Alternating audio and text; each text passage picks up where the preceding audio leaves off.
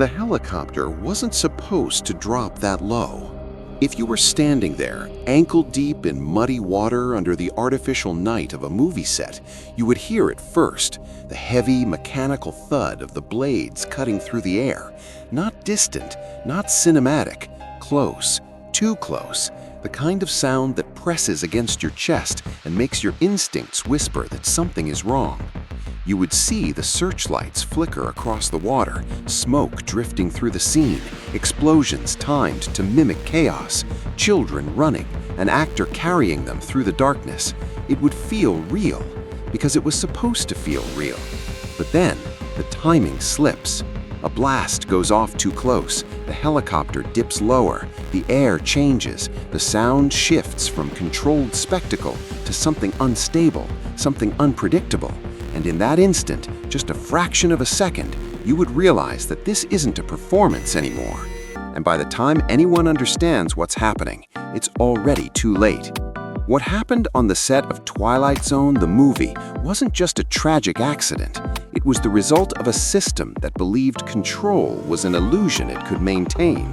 And the deeper you go into this story, the more unsettling it becomes, because the tragedy wasn't a single moment of failure. It was a chain of decisions, choices that one by one made the impossible inevitable. If you step back into the early 1980s, Hollywood was changing. Filmmaking was becoming bigger, louder, more ambitious. Directors weren't just telling stories, they were trying to create experiences. Realism wasn't optional anymore, it was the goal. You wouldn't just watch chaos, you would feel it. And few filmmakers embodied that philosophy more intensely than John Landis. He wasn't reckless in the way people imagine. He was confident, precise, known for orchestrating complex scenes with energy and control. The kind of director who believed that if you planned everything perfectly, you could push right up to the edge without ever going over it. And that belief is where everything begins to unravel. Because the scene they were filming wasn't simple. It was a war sequence, chaotic, loud, filled with explosions, fire, and movement. A man fleeing through a Vietnamese village, carrying 2 children, pursued by a helicopter. It needed to feel urgent, dangerous, real. So they built it that way. Explosions rigged into the ground, pyrotechnics timed to the second, a helicopter flying low over water, its movements synchronized with the action below. If you were on that set, you would see dozens of professionals moving in coordination, crew members, effects technicians, actors, all trusting the system around them, trusting that every element had been calculated. But the truth is, some things weren't. And this is where the story takes a darker turn, because those 2 children in the scene weren't supposed to be there, not legally. Labor laws in California were clear. Young children couldn't be filmed at night under those conditions, especially around dangerous effects like explosions. It wasn't a gray area, it was a boundary. But the production crossed it, quietly. The children were hired without proper permits. Their parents were told the scene was safe, that nothing dangerous would happen, that the explosions would be distant, controlled, harmless. If you were one of those parents, standing just off set, you would want to believe that. You would see a massive production, experienced professionals, a director in charge, and you would assume that everything was under control, because that's what the system is designed to make you feel. But the most dangerous systems are the ones that look the most stable right before they fail. The night of July 23, 1982 felt like any other shoot. Long hours, repetition, adjustments, the kind of environment where fatigue starts to blur judgment, where small concerns are pushed aside because stopping the machine feels impossible. And then they set up the shot. The helicopter would hover low, the explosions would go off behind the actor, he would run through the water, carrying the children as chaos unfolded around him. Simple on paper, but reality doesn't follow scripts. When the cameras rolled, everything began as planned. The actor, Vic Morrow, moved through the water, holding the children. The helicopter descended into position. Then, the first explosion hit, closer than expected.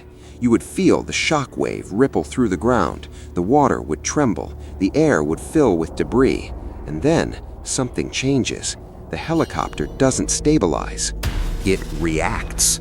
Because explosions don't just create light and sound, they create force, pressure, disruption. And when that force interacts with a machine that relies on balance and precision, it becomes unpredictable. The pilot tries to compensate, the aircraft shifts, another explosion detonates. Too close. And suddenly, the helicopter is no longer part of the scene, it's part of the danger. If you were watching from the sidelines, you might not understand at first. It would look like part of the sequence, something intense, dramatic, controlled, until the movement becomes wrong, until the angle becomes impossible, until the machine starts to fall. And in those final seconds, everything collapses into chaos. The helicopter crashes directly into the actors below. There's no time to react, no time to escape, no moment where someone steps in and stops it. Just impact. Violent, immediate, irreversible. Vic Morrow and the two children, Micah Din Lei and Renee Shin Yi Chen, are killed instantly, and the set goes silent. The most disturbing part of the story isn't just the tragedy itself, it's how many chances there were to prevent it. Warnings about safety, concerns about the proximity of explosions, questions about the use of children in such a dangerous environment. Each one a small signal, each one ignored, minimized, or pushed aside, because nothing had gone wrong yet. And that's the illusion. The belief that if something hasn't failed before, it won't fail now. After the accident, everything changed. Investigations began. Lawsuits followed. The industry was forced to confront something it had long avoided, the cost of pushing realism too far. For the first time, major filmmakers faced criminal charges related to on-set deaths. John Landis and others were brought to trial, accused of negligence. The case dragged on for years, and in the end, no one was convicted. But that doesn't mean nothing changed, because the real impact wasn't in the verdict, it was in the awareness. Safety standards in Hollywood were rewritten, stricter regulations were enforced, the use of children on dangerous sets became far more controlled. Protocols around stunts, pyrotechnics, and aircraft were reevaluated. The system adapted. But it adapted because it had to, because 3 lives had already been lost. And this is where the story becomes something more than a tragedy. It becomes a question. Because even today, filmmaking still walks that same line between realism and risk.